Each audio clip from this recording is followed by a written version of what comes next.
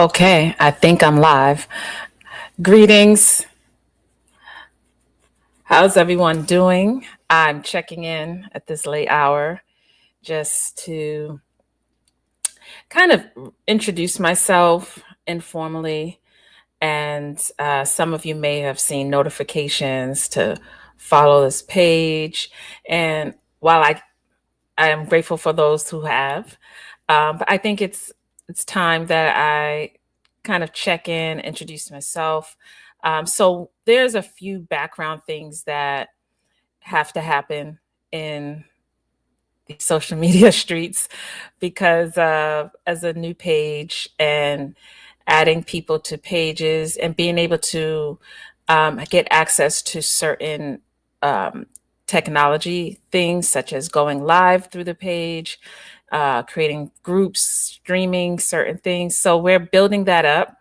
And there's so much in store. So just to let you know, there's so much going on in the background. I've been recording for our podcast, which has been it's been so amazing. The kind of amazing where I want to jump out of my seat and really get back right there into pulling out my books and doing the research. And so I've I've been training myself to be a host and really allow my guests to shine and um, really take us on their journey. So that's been such an important part. But one question that came up was, what is Wombs, Wells, and Waterways, which is the name of this collective, this community, and it's also the name of our podcast. And so to just be very frank, we are centered around history, genealogy, and family. And we merge those things together to really start to tell the stories of community. And so, womb represents, of course, the direct connection to our beginning, our a safe and kind of predating our consciousness, so we're in a space of like reverencing that womb, acknowledging our beginnings. And so that is kind of digging into our history, but it's also acknowledging it to understand our womb. Then we have wells, which is an ode to my family in South Carolina. We had well water, and that was as a child, that was so new to me, traveling from the city to think about well water. But to even if you start to look at what it takes to have a well in the first place, you have to dig deep, right? And so that's part of our work. When we tell the stories, we do not want to stay on the surface. We want to dig deep. And that is my meaning in that. And then we have the waterways, which is specifically touching upon the research of my own research and my research interests. And it becomes the interest in part, wait, we don't live without the water, whether it's internally and externally. We need the water to sustain ourselves, but sometimes some areas are directly in contact with these waterways. Um, and so it's important. It's about expansion. It's about going where the water flows. It's about spiritual connection. And so all of that for me embodies what I bring with me when I'm thinking about retelling a story of my ancestor, retelling, documenting information about my family and community.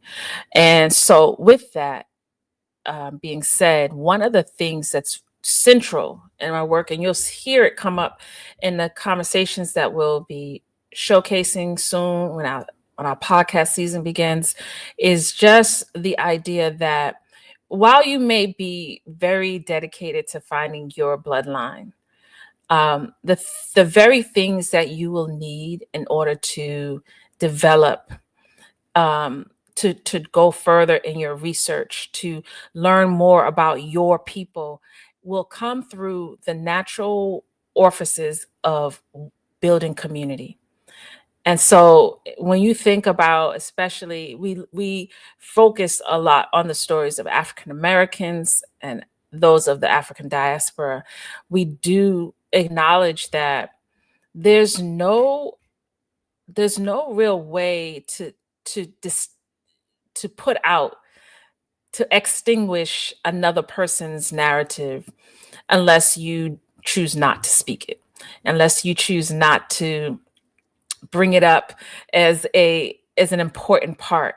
And so lifting up certain stories does not put down others, right? And so it's just that there has been a concerted effort to hide and to put down the stories of our of my ancestors, of your ancestors, of the ancestors of those who were part of the transatlantic slave trade, whether you were enslaved or you were there to see it. Um, it has imparted some measure of interruption in our normal community narratives, the stories that we needed to connect to each other. And so for me personally, I do see that as my purpose is to really restore those connections.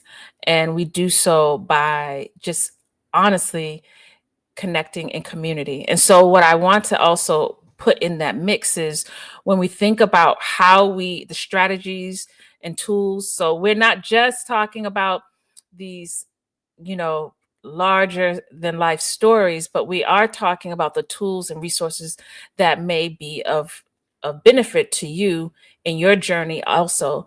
Is that if you start to look at the framework of how we build community, those will lead you to the record sets that you need. Those things will start to get you in a mindset of where I would go next. How would I create this idea of like the why? What is it that allowed my ancestors to come and leave and go in this way? And so you're really following and developing an idea around what community was for your ancestor. And so if we're researching communities, which we ultimately start to begin. Those who've been doing it for a while, you start to see patterns, you start to see names, you start to see things happening in proximity, you start to see certain traditions that were upheld. And so if we're studying community, it also makes sense that we research in community also. And so that's a big part of this platform, that we bring this idea of how we can strategically learn about our own stories and family members and reconnecting that, but also how can we do that collectively? And that's so important. So here we are. I'm just checking in. I'm on cloud nine right now, just thinking about um, all the things that I've been exposed to in talking with my guests that have graced the stage of Wombs, Wells, and Waterways podcast. So stay tuned. You're in for a treat, and look for us on different social media platforms. We are on YouTube. We have Instagram and Facebook. And we're testing out different things. So your participation, if you have questions, topics that you want to hear about, questions you may have, interests, we'd love to hear from you. Have a blessed evening.